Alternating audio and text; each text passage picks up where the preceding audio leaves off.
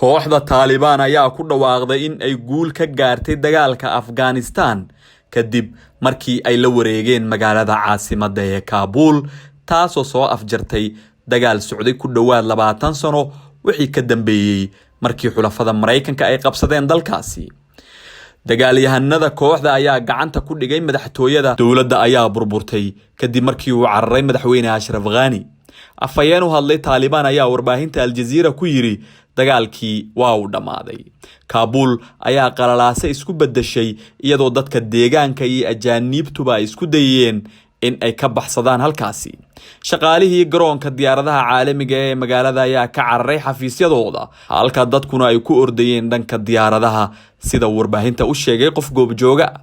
Kabul waxay ahayd magaaladii ugu dambeysay ee dalka Afghanistan oo aan ku jirin gacanta kooxda Taliban. dagaal socday bilo ayay maleeshiyaadka kooxda mintidiinta ay ku qabsadeen inta badan wadankaasi taasoo argagax gelisay guud ahaanba caalamka. Taliban waxay awoodooda xoogaysatay kadib markii ay dalkaasi ka baxeen ciidamadii shisheeye. madaxweynihii dalka ayaa cararay. wararkii ugu horeeyay ee soo baxa waxa ay sheegayeen in uu cararay dhanka dalka Tajikistan, balse Al Jazeera ayaa mar dambe baahisay in Ashraf Ghani xaaskiisa taliyaha ciidamada iyo la taliyaashiisii dhanka amniga ay u carareen dhanka magaalada Tashkent oo ah caasimadda dalka Uzbekistan.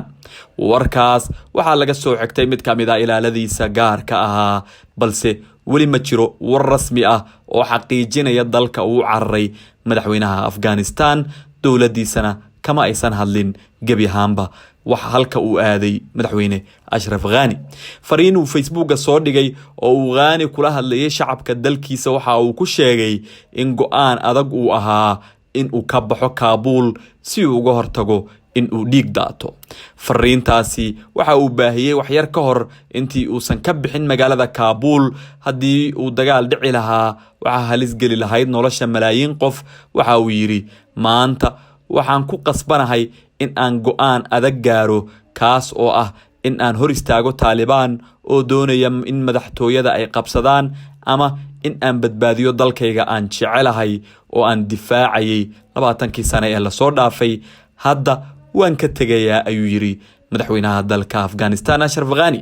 isagoo hadalkiisa sii watana waxa uu ku daray haddii ay noqon lahayd in tiro dad ah oo aan la xisaabin karin ay dhintaan xilliga dagaalka waxaan arki lahayn masiibada ka dhacda Kabul iyo dhibaato weyn oo soo gaarta 6 milyan oo qof oo ku nool magaalada Kabul. dhanka qaramada midoobe xogayaha guud ee qaramada midoobe Antonio Guterres ayaa kooxda Taliban iyo dagaalyahanada kaleba ugu baaqay inay dejiyaan xaaladda si loo badbaadiyo nolosha shacabka. bayaan ka soo baxay afayeenkiisa ayuu Guterres ku sheegay in ay qasab tahay in wax laga qabto baahiyaha bini'aadanimo, xuquuqda iyo xorriyadda dadka oo dhan.